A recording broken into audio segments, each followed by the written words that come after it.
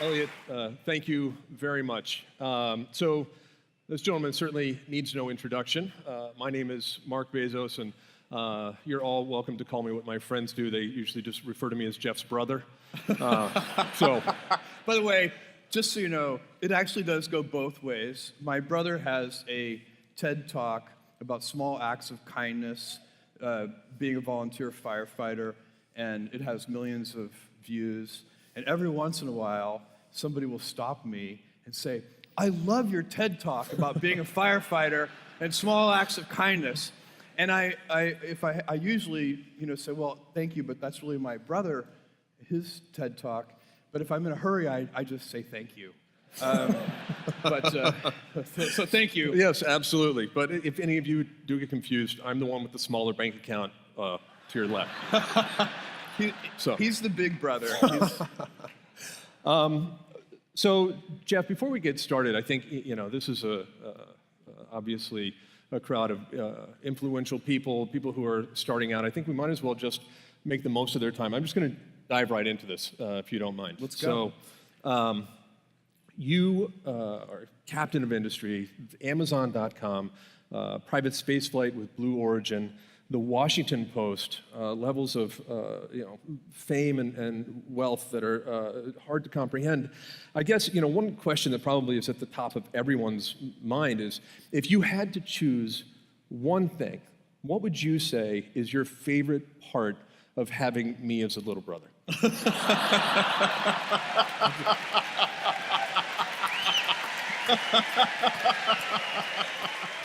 Because I've taken the liberty of writing down some thoughts. I know the answer to this. And there are many things I love about having Mark as a brother, but what he just did is number one at the top of the list. When I am with my brother, I just laugh continuously because he is the funniest guy in my life. Well, thank you. You're an easy audience, and I appreciate it. I am actually an easy audience. That is true. He is. I am. All right, so here's what we're going to do, if all of you don't mind. So the fact that, a fireside chat among brothers, this is not unique for us. This is something that we do quite often. It's rare that we have, a couple thousand of our closest friends with us. Yeah. And it's also rare that we don't do it in front of an audience, and we usually actually have a fire. Yes, and bourbon. Yeah. Yeah, which we don't have now. But no. So, what we're going to talk about, the things that I'm going to chat with Jeff about, are not the sorts of things perhaps that you would hear in most interviews, because I don't, two pizza rules is not really my jam. So we're not going to talk about those things. But we do have a shared history. So what I really want to focus on is the influences and the inspirations that have led to some of the things, the foundation of what. This is a little intimidating. He knows way too much. It's. So, and what I'd like to do is invite all of you to join in on what is some of our greatest hits, I guess, from my point of view.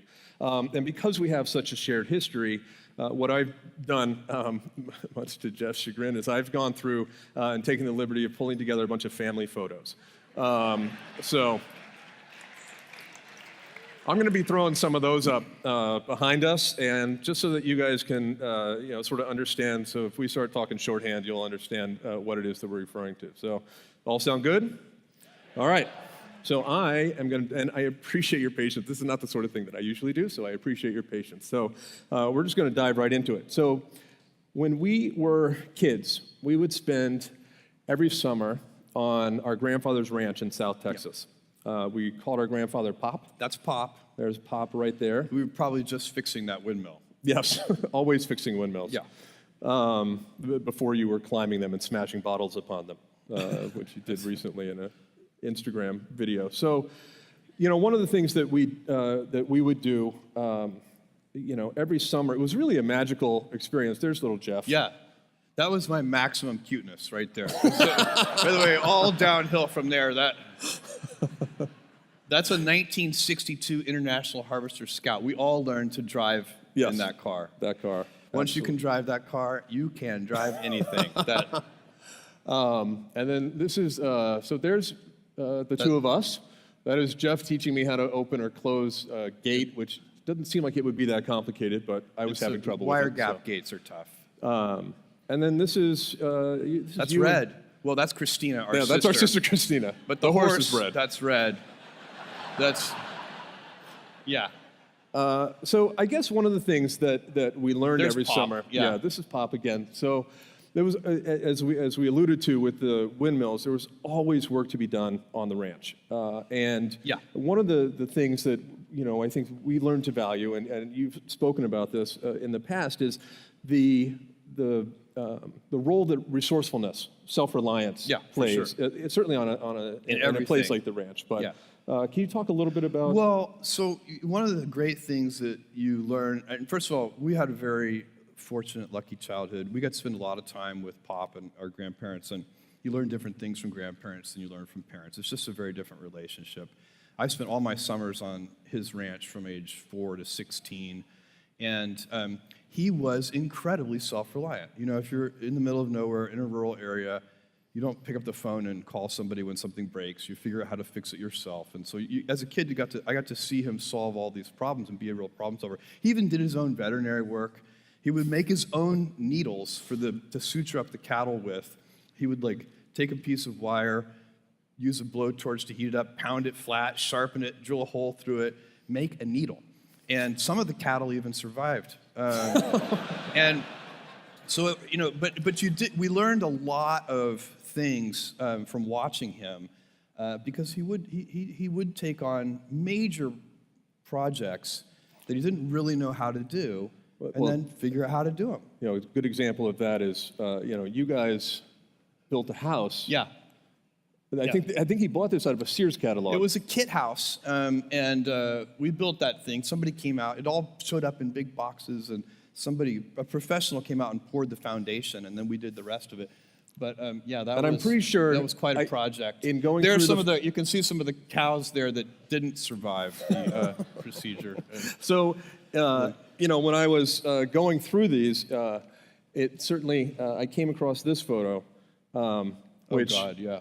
I'm not exactly sure what it was you were doing here, but I'm almost positive It looks you're like doing that. it wrong. Maybe that vent really pissed me off. I don't know. That's certainly. Well, I think there's a couple of things here. First of all, OSHA would not be pleased with the way you're on that ladder, and it appears as though you're crafting a spear. I don't know what I'm doing.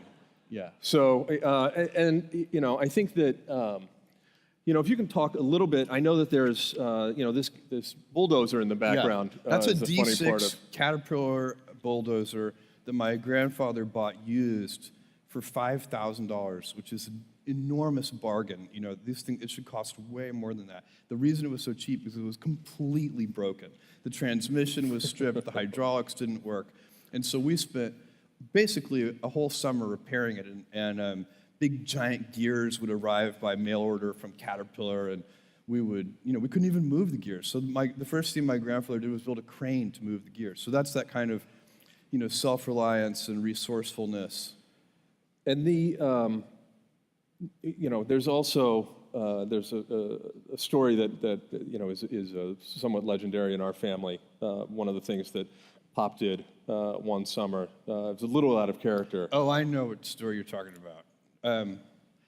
So he really actually was a very careful, conservative sort of person, not prone to crazy acts or anything. He was kind of introspective and very even introverted, quiet person. But one day, he was all by himself. He had driven to the ranch, and he was at the main gate to the ranch, and he forgot to put the car in park. And so when he got to the gate, he noticed that the car was slowly rolling downhill toward the gate. He thought, this is fantastic.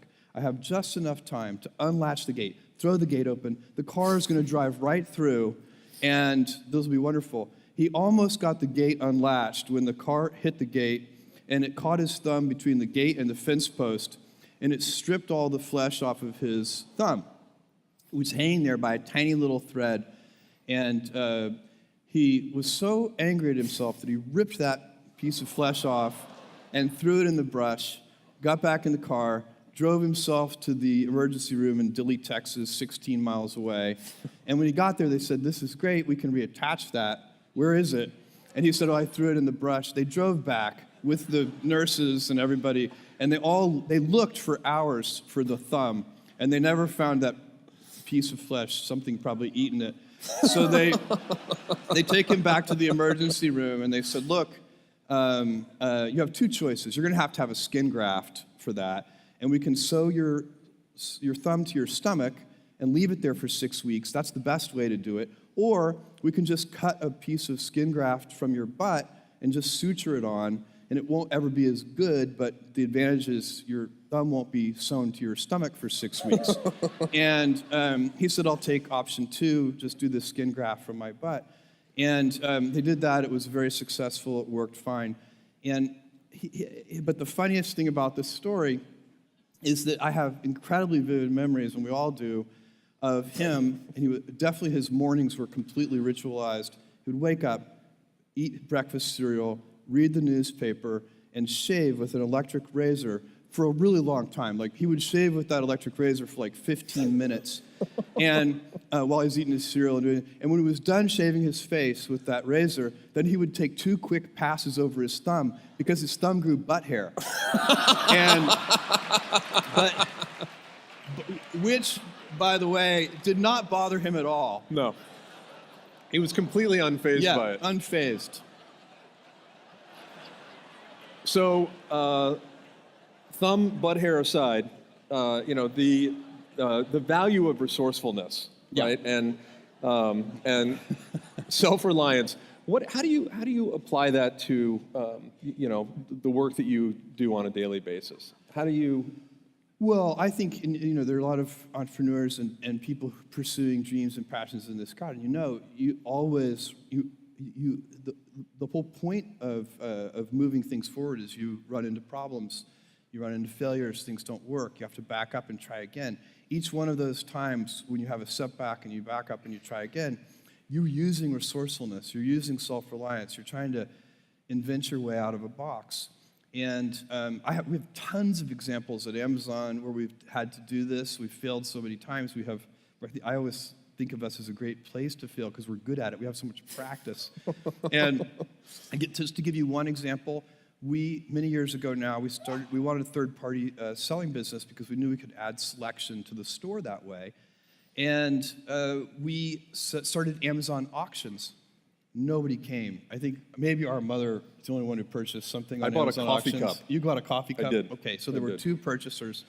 And then we said, well, what can we do? We opened this thing called Z Shops, which was like fixed price auctions. Again, nobody came. I didn't use that. And then finally, and each one of these failures is like a year and a half long.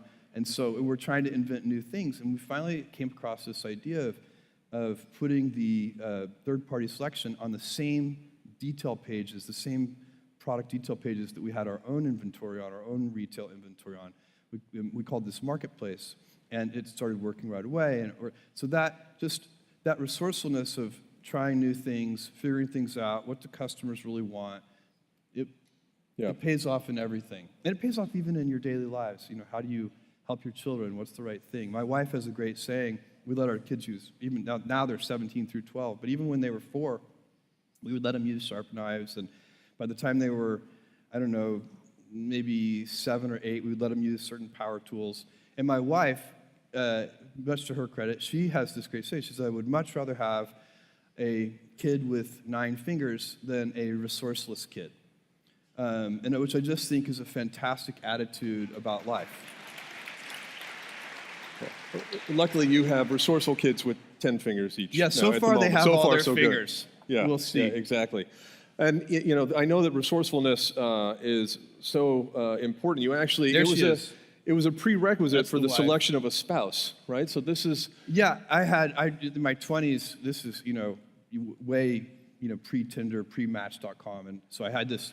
At a certain point, I decided I wanted to get married, and I had all my friends setting me up, and I had my list of criteria, and this was like good old-fashioned blind dates. I went on dozens of blind dates, and it turned out I kept meeting people who were professional blind daters, and I sort of became a professional blind dater. And so we would sit down, and most of the conversation was quickly about how, we're not right for each other, but how do you meet people? And it was actually turned into a very But when I was telling my friends my criteria, one of the ones that I would list was that I wanted a woman who could get me out of a third world prison. And my friends were like, "What are your future plans?" You know, like what? And I said, "No, it's just a visualization for somebody really resourceful because I think that you don't want to go through life with teammates who aren't resourceful." And so you do want to go through life with people who, if you need, could get you out of a third world prison. Hypothetically speaking. Hypothetically speaking. Yeah. So, so this is a picture from... That's a recent photo. Yeah, that was last summer, I think. Yeah. We were on a family vacation. And, so this one jumped out at me because, you're doing McKinsey curls there with your wife, and you're looking a little buff. And so that, of course, made me think of this. Oh.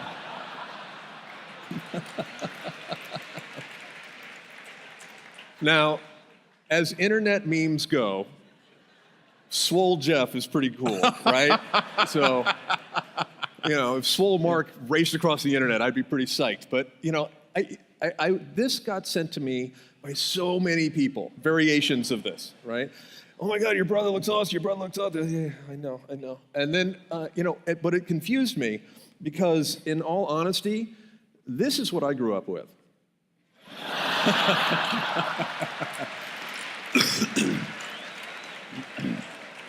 Yeah. I'm just saying, right? So, That. when you guys saw Swole Jeff, I was like, I was surprised too, right? I mean, Yeah. this is... Yeah, sexy, right? Yeah. I remember that. I am. How old that's are you a here? Halloween costume. I had some friends and we went as the fruit of Oh, the no, loom. hold, wait. There you go. There we go. That is. Yeah. The chicks, They went as the lady chicks- killers. Chicks loved that. They loved that. That we were very successful in high school. So as fitness goes, and then there was this guy who's like what, late '90s Jeff, right? Yeah, something like that. Yeah. And your eating habits at this point in your life were not great. No. This is you won't even believe this story. You're just going to have to believe me that I tell you this is true. When my wife and I got married, I had been eating a whole can for a couple of years. I had been eating for breakfast every morning a whole can of Pillsbury biscuits. So I would wake up in the morning, I would preheat the oven to 375. I would get out the baking sheet. I would crack open the Pillsbury biscuits, place them on there, and with butter. And I would eat the whole can. And I was skinny as a rail. And it was just, after watching me, so then we get married, and she watched me do this every morning as my spouse for like 3 months. And then she finally stopped me one day, and she said, "Do you know what's in that?" And I was like, honestly, that wasn't even a concept for me, that there was something in food. That there was like I had never read a nutrition label in my life. I ate what tasted good to me. And so she kind of showed me the ingredients label, and we had a little very rudimentary discussion about nutrition, and I stopped eating the biscuits. Well, I'm frankly very happy and somewhat surprised that you survived all of that. We're glad you're still with us. So she was incredulous. She couldn't believe it. So one of the things I want to talk about, a question that we've talked about before, you were 30 years old in 1994 when you decided to start Amazon.com.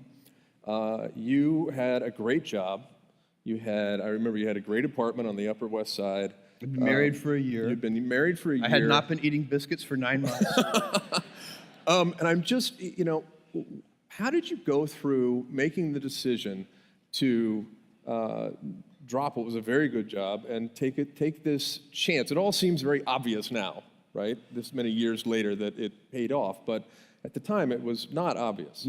No, it wasn't. And I did do a lot of soul searching. I went to my boss at the time, and I really liked my job. And I told my boss I was going to go do this thing, start an internet bookstore, and I'd already told my wife, and she's like, great, let's go. And I said to my boss, I was going to do this. He's like, this is a good idea. He said, I think this is a good idea, but it would be an even better idea for somebody who didn't already have a good job. And that sort of made some logical sense to me, and he convinced me to think about it for a couple of days, so I went away, and I was really trying to get my head around how to think about this.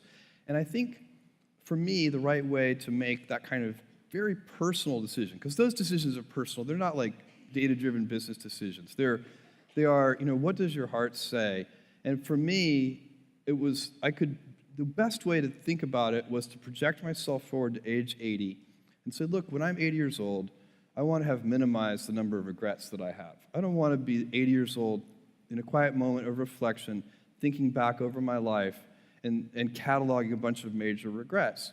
And I think that regrets, our biggest regrets, in most cases, you can murder somebody, okay, you'd regret that, but in most cases, our biggest regrets turn out to be acts of omission.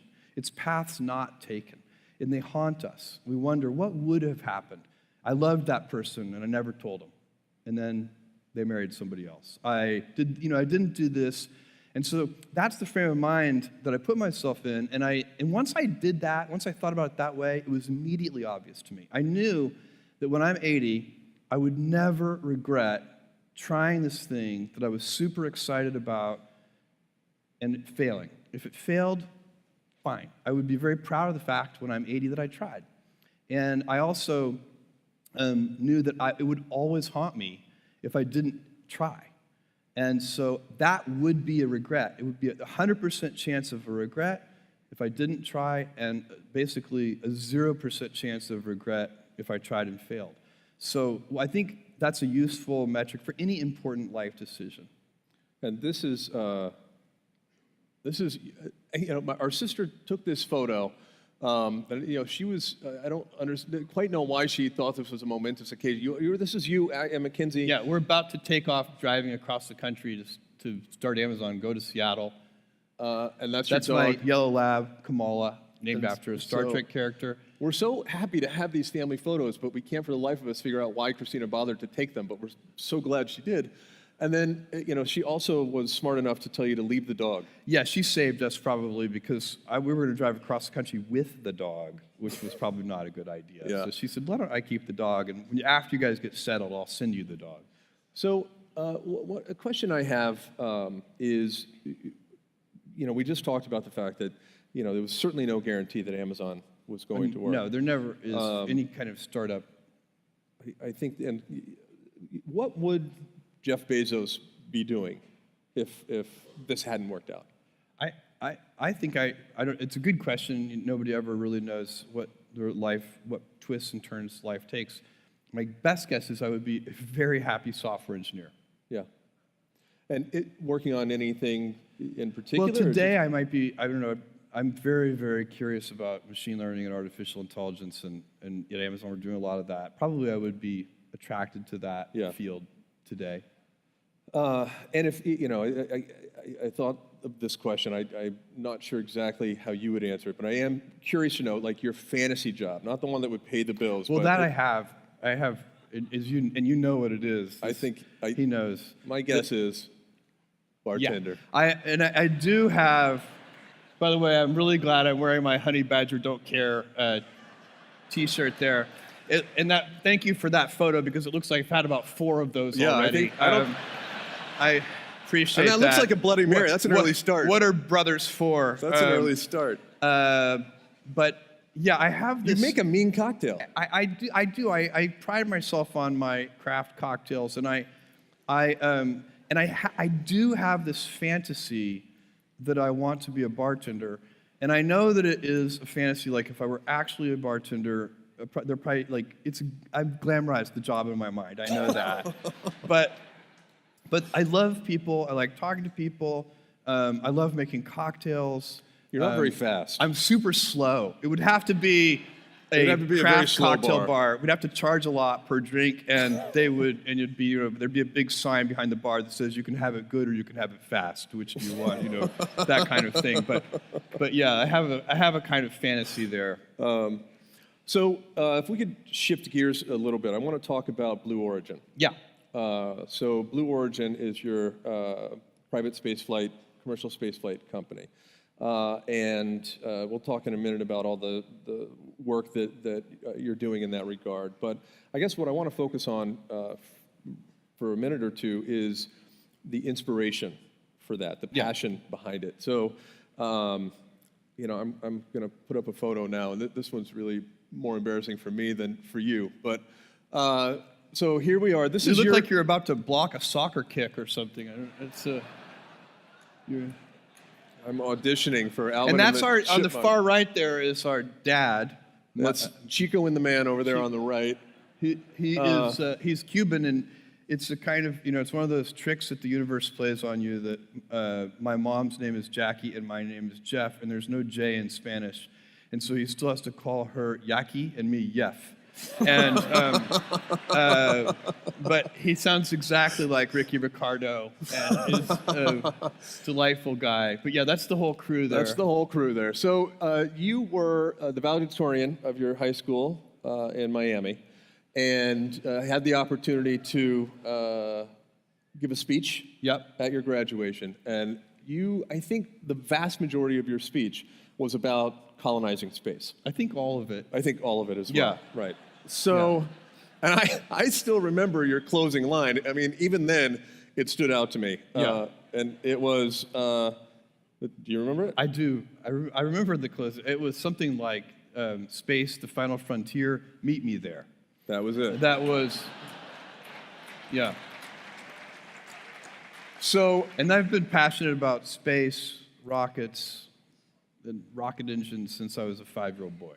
and so, I want to talk about that a little bit because, we've talked about, or, certainly the story you've told about having seen the moon landing in 1969, right? So this is Pop again. That's Christina, right? That's our sister on the floor. So this was a very familiar setting for us. Anytime Pop was watching TV, he was laying on he had perfectly good furniture. I could see it, but he liked to lay on the floor. Laid on the floor to watch television. Yeah. And you remember a scene exactly like this when you were watching the lunar landing. Yeah.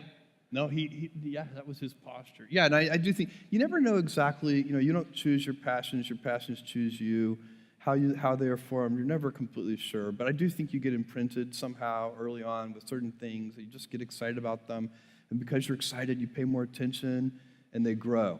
And space is like that for me. I watched Neil Armstrong step onto the moon when I was 5.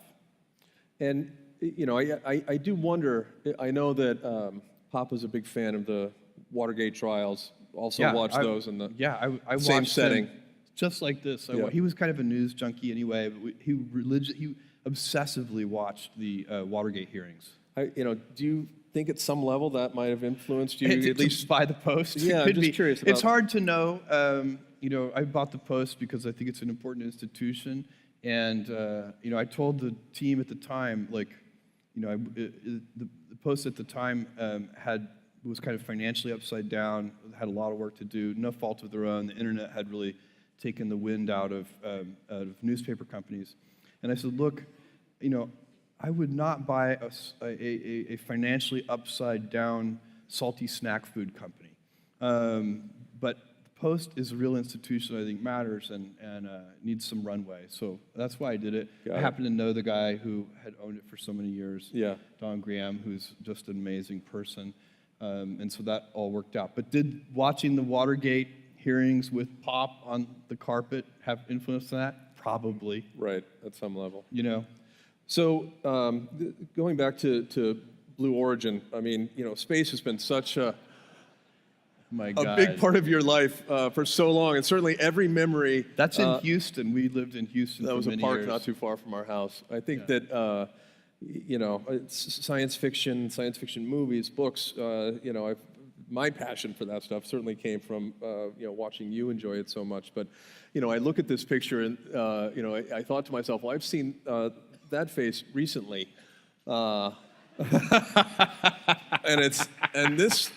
So this is, you're standing on the landing pad in West Texas, the launch and landing site in West Texas, where you're launching and landing the New Shepard vehicle for Blue Origin. Mm-hmm. So if you could just take a minute or two and sort of help us understand, what is Blue Origin up to?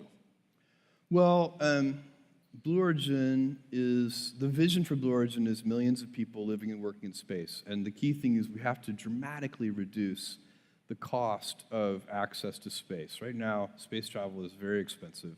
And the reason it's expensive is not hard to understand. It's because we throw the hardware away after each use. And so we need reusable rocket vehicles. And that's what Blue Origin is working on. We're working on making sure that we don't have to throw the plane away every time after you fly, to your vacation destination. That would definitely increase the cost of your vacation. And so that's what we need to do, and we can do it. It's totally possible, and I think it's important. Yeah, this is what the booster looks like when it's coming back down. Yeah. And this is again coming back My down. cowboy hat still has champagne stains. Which, That's right. Your hat still has it's the best champagne. kind of stains. So, I guess, if we could talk, and this is one of my favorite shots. This is the booster in And that's West Texas. It's beautiful country. So, if you could just talk a little bit about, you've been passionate about space your whole life, Yep. but, this is not just a plaything for you. No, the God, work no. that Blue Origin is doing is not, a No. nice thing. I mean, No. this is important work. My view is that it's incredibly important work that needs to be done and done as quickly as possible. And I have my own reasons why I believe that. They can be explained pretty simply. And it's not, for me, it's not the, there's a very kind of common argument that's been around for a long time, actually kind of first popularized by Arthur C. Clarke, who said all civilizations become spacefaring or extinct. And this is the kind of Plan B argument that, when Earth is destroyed somehow, we better make sure that we don't have all of our eggs in one basket. And I hate the Plan B argument. I think, Plan B with respect to Earth being destroyed is make sure Plan A works. So we have sent robotic probes to every planet in this solar system. Believe me, this is the best one. We know that. It's not even close. My friends who say they want to move to Mars or something, I say, why don't you go live in Antarctica for a year first? Because it's a garden paradise compared to Mars. And so we really, this planet is so amazing. It's a jewel in our solar system. And we have, if you take baseline energy usage on Earth and just compound it at a few % a year for just a few hundred years, you have to cover the entire Earth's surface in solar cells. So that's not going to happen. So we have two choices. We either go out into space or we switch over to a civilization of stasis. And personally, I do not like the idea of stasis. We have, our grandchildren and their grandchildren will live in a much better world if they can continue to advance and develop and use more energy and all of the things that we've enjoyed for hundreds of years as a civilization of growth. I don't even really believe in stasis. I think things are either growing or shrinking. I think stasis is highly unusual and in real life doesn't exist. I don't even think liberty is consistent with the idea of stasis. I mean, if you get real stasis, somebody's going to have to tell you how many kids you can have, how much energy you can use. There'll be all kinds of things that just aren't consistent with liberty and freedom. So, but in space, we have, for all practical purposes, unlimited resources. We could have 1 trillion humans in the solar system and still wouldn't be crowded. And so then if you had 1 trillion humans, you'd have 1,000 Einsteins and 1,000 Mozarts and 1,000 Da Vincis. And how cool would that be? But we have to go to space. And we have to go to space to save Earth. That's why this work is so important. And we don't have forever to do it. We've now gotten so big as a civilization on Earth that we kind of have to hurry. And so I believe that, that really in a kind of a long time frame, the most important work I'm doing is Blue Origin and pushing forward to get humanity established in the solar system.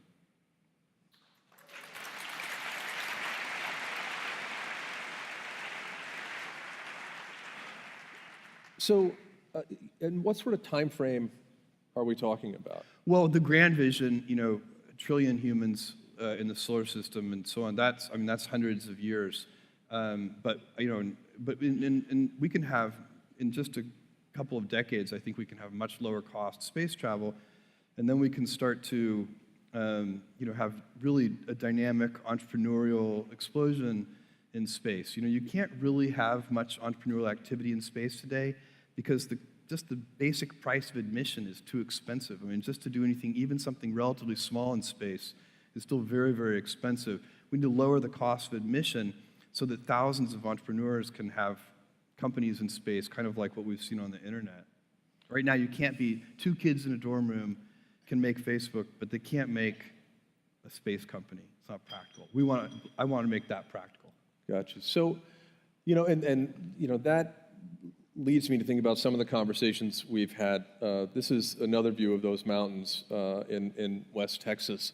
Sitting around that fire pit, and some of the most profound conversations, for me anyway, that we've had are around the topic of long-term thinking. Yeah. Which is something that you've really embraced, and you've brought to the businesses that you run. Yeah. And I was wondering if you could just talk a little bit. I don't think that most people who are running businesses or who are even starting a company like Blue Origin allow themselves to think in centuries, even for visions, for a vision of what they're creating. Or at Amazon, I know that you've said 5 to 7 year timeframes for experiments that you're running. Talk to me about long-term thinking and your point of view on. Well, long-term thinking is a lever. It lets you do things that you could not do or couldn't even conceive of doing if you were thinking short-term. So if that's why, I have a project where I'm helping a group of people build a 10,000-year clock. It kind of ticks once a year and dongs once a century, and the cuckoo comes out once a millennium. It's a big 500-foot tall thing inside a mountain right here. Inside one of those mountains. In this mountain range. And the 10,000-year clock is a symbol. I don't think it'll do anything for the first few hundred years. But after a few hundred years, once it's old, people start to pay attention to older symbols.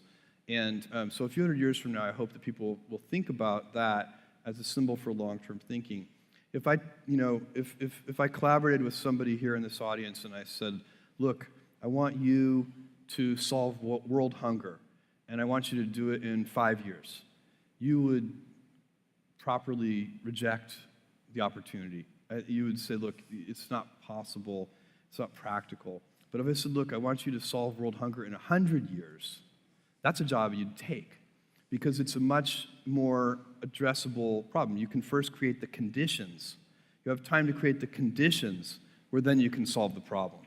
And so that's a very important way of thinking, and I find it works with everything. I mean, you have to back up and find the right time horizon for what you're trying to do. But at Amazon, we probably do most of our things. We expect to get some results in sort of 5, 6, 7, 8 years. But we find a lot of our other companies that compete against us in various ways, they're often trying to get things done in 2 or 3 years. And so we can do things that if everything has to work in 2 to 3 years, then that limits what you can do. If you give yourself the breathing room to say, okay, I'm okay if it takes 7 years, all of a sudden you have way more opportunities. One of the things I want to shift to here is when we are raising a glass around the fire, and you usually have a toast. A standard toast. A standard toast that you usually kick off the night with. Yeah. And it's to adventure and fellowship. To adventure and fellowship. And literally that's like the toast that he kicks off just about every dinner with, right? Every dinner, every night. And it's interesting to me because I know that you are somebody who pays attention to the words that you use, right? You're careful about the words that you use, and those seem like very specific words. So I was wondering if we could just talk a little bit about why adventure and why fellowship. And as I was thinking about this, it occurred to me that you've been taking some adventures, throughout your whole life. Here you are. That's our grandmother, Nanny. Yeah, that's Nanny. And when you were a kid, you used to take road trips with Nanny and We Pop. did the Wally Byram Caravan Club road trips, 300 Airstream trailers. Here. All driving down the highway together. Then we'd park This in was these before they were hipster cool. big wagon wheel formations. Yeah, there was no avocado toast at this time. And you and I had the fun opportunity. We drove across the country not too long ago. And the Defender. And that was an amazing trip. That was a very fun trip. And then we also we spent 3 days on horseback. That was a 50-mile ride in West Texas. Yeah. 3 days, super fun. My butt hurt. Yeah. I apologize about the quality. Like I said, this is not what I do, so this is the best I can do here. But I did take this picture. That's Jeff sleeping on that trail ride. It was cold. This is that ring of, you can see how I'm keeping that pillow from this is when you know it's really good to be a mammal. Provide your own heat. Provide your own body heat and keep the frost away from your face. I guess all of these adventures. This is you're dropping down into a cave. Yeah, that's me rappelling down. That was really fun. You were on that trip. I was on that trip too. People have asked me this, because they know that we go on a lot of adventures together, and they're a bit incredulous when I answer the question. But they ask me, is he on his phone the whole time? Can he ever unplug? And they're incredulous when I say, honestly, he's not on his phone that much. He's just, we drove across the country, and it's not that you didn't do the work, but most of the time it was this. Yeah. And I see the same thing when you're, with your kids, and it's.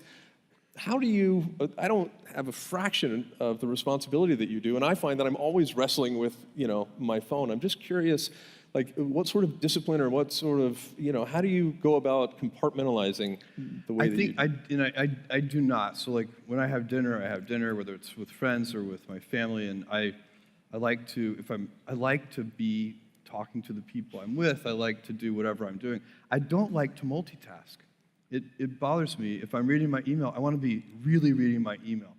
My mom tells a story about me being in Montessori school, and that they couldn't get me to switch tasks. So the Montessori school teacher would have to literally pick up my chair and just move me to the next task station. So I don't know. It's not like it's not intentional. It doesn't need. I don't need discipline in order to not be checking my email. For me, it's very natural. I love being present in what I'm working, and I'm happy multitasking, but I do it serially. I will spend, and honestly, if something really important is happening, somebody will find me. It's not like I have to check my text messages every 5 minutes or something like that. It's not. That's not a big deal. Right. And usually when they do find you, it's rarely to give you good news. Oh yeah, no. If somebody comes and says you need to check your text messages right now, that's got to be bad news. But that's usually, actually, honestly, it's usually a family thing. It's like a medical thing or something. It's like, but it's not. I think that it's probably just a very personal decision. I think some people are very good at multitasking, and so they can do two things at once. And I'm at a restaurant with my wife or something, and we'll see a couple both texting, but every once in a while they show each other their phones, and it seems like they're having a very nice date. So I'm not sure there's anything wrong with that. Right. It's just not how I'm wired. Got it. So going back to this sense of adventure, can you talk to me a little bit about what the role that adventure plays in your life? And what is it that it brings to you? It's more than just a distraction. Yeah, no. So that when I say to Adventure Fellowship, for me, adventure is you can choose. We all get to choose our life stories, and it's the choices that define us, not our gifts. Everybody in this room has many gifts. I have many gifts. You can never be proud of your gifts because they're gifts. They were given to you. You might be tall, or you might be really good at math, or you might be extremely beautiful or handsome, or there are many gifts, and you can only be proud really of your choices, because those are the things that you are acting on. And one of the most important choices that each of us has, and you know this just as well as I do, is you can choose a life of ease and comfort, or you can choose a life of service and adventure. And when you're 80, which one of those things do you think you're going to be more proud of? You're going to be more proud of having chosen a life of service and adventure. You see this in your firefighting work and everything else you do, Robin Hood, and so on and so on. And I feel that is, for me, adventure is a shorthand way of thinking about that. Got it. And I think that one of the other things that we've talked about when we talk about adventure is, exposing yourself to new things, right? And maintaining that childlike sense of wonder. Totally. And, I know that, this is important to you, certainly in our personal lives, which is why we do all of these fun things, but it also plays an important role in, how you approach the businesses that you're involved in. If you want to be an inventor of any kind, inventing a new service offering for customers or a new product or anything,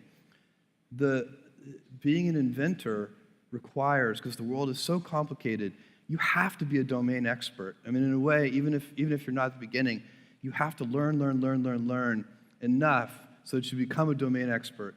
But the danger is once you've become a domain expert, you can be trapped by that knowledge. And so inventors have this paradoxical ability to have that, 10,000 hours of practice and be a real domain expert and have that beginner's mind. Have that look at it freshly, even though they know so much about the domain.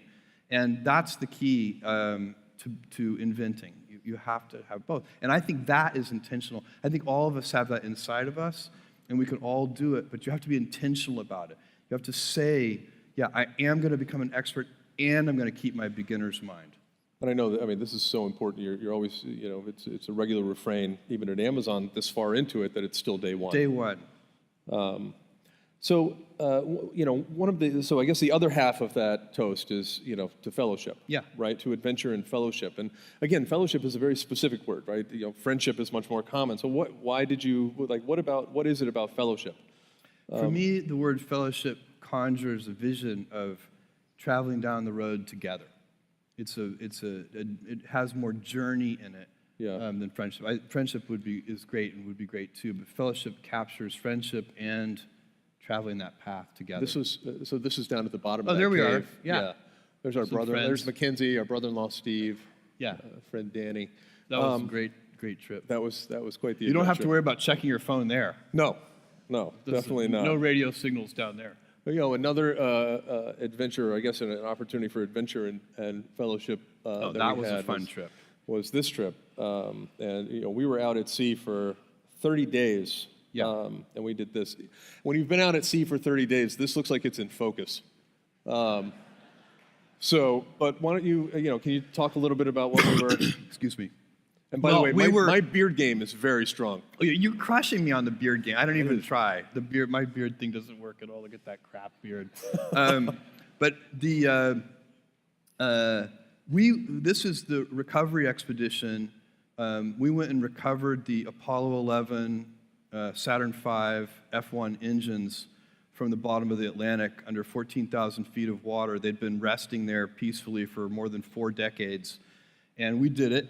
It was an incredible adventure. The captain, there were 60 people on the boat, including our mother, Jackie, and she was the only woman on the boat, so it was 59 men and my mom. And when I first got on the boat, the captain came and found me. And this is a big 300-foot boat with a moon pool and diving submersibles, remotely operated vehicles, very high tech. The captain came, a very nice Norwegian guy, and he said, we've never had a woman on the boat before, and I've taken the liberty of removing all of the pornography from the common areas, and I just wanted to make sure that's okay with you. And I was like, yeah, that sounds good. That's fine. That's good.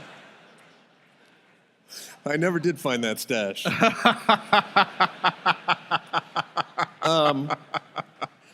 And so we were successful. We recovered those engines, and where are they? One of them is at the Smithsonian, and one of them is at the Seattle Museum of Flight. Yeah, well, hopefully there'll be some other 5-year-old who runs into them and is Yes. inspired as you were. Yeah, they're incredible engineered objects. I mean, still today, there's probably no rocket engine that has been more successful than the Saturn V F1. So, one of the, as I was putting this together and looking at all of these pictures and, thinking about the adventures that we've had together, and, knowing how much time and effort you put into Amazon and the Washington Post and Blue Origin, I also happen to know that you're a devoted husband and beloved father with your kids. You have a fantastic relationship. The Bezoses have a lot of kids. He has 4, I have 4, our sister has 3. Yeah. We're making sure that the population doesn't go down. We need to go into space. Yeah. Well, one of the questions I have is, how do you go about establishing that work-life balance that everybody, talks about and thinks about? You live a big life, right? And how do you I get this question a lot. I get it. I teach senior executive kind of leadership classes at Amazon for our most senior execs, and I also teach, or not teach, but I also speak to interns, so kind of all across the spectrum. And I get this question about work-life balance all the time from both ends of the spectrum. And my view is I don't even like the phrase work-life balance. I think it's misleading. I like the phrase work-life harmony, because I know that if I am energized at work, happy at work, feeling like I'm adding value, part of a team, whatever energizes you, that makes me better at home. It makes me a better husband, a better father, and likewise, if I'm happy at home, it makes me a better employee, a better boss, all the things. It's not primarily about, there may be crunch periods where it's about the number of hours in the week, but that's not the real thing. Usually it's about, do you have energy? And is your work depriving you of energy, or is your work generating energy for you? And there are people, everybody in this room knows people who fall into these 2 camps. You're in a meeting and the person comes in the room. Some people come into the meeting and they add energy to the meeting. Other people come into the meeting and the whole meeting just deflates. And those people just, they drain energy from the meeting. And you have to decide which of those kinds of people you're going to be. Are you going to add energy? And the same thing at home. And the same thing at home. And it's a wheel, it's a cycle, it's a flywheel, it's a circle, it's not a balance. Because a balance, that's why that metaphor is so dangerous, because it implies there's a strict trade-off. And you could be out of work, have all the time for your family in the world, but really depressed and demoralized about your work situation, and your family wouldn't want to be anywhere near you. They would wish you would take a vacation from them. And so it's not about the number of hours, not primarily. I suppose if you went crazy with 100 hours a week or something, yeah, that maybe there are limits, and they probably. But I've never had a problem, and I think it's because both sides of my life give me energy, and that's what I would recommend. And that's what I do recommend to interns and execs. So we're out of time. I just want to say that. First of all, thank you all for joining us around the proverbial fire pit.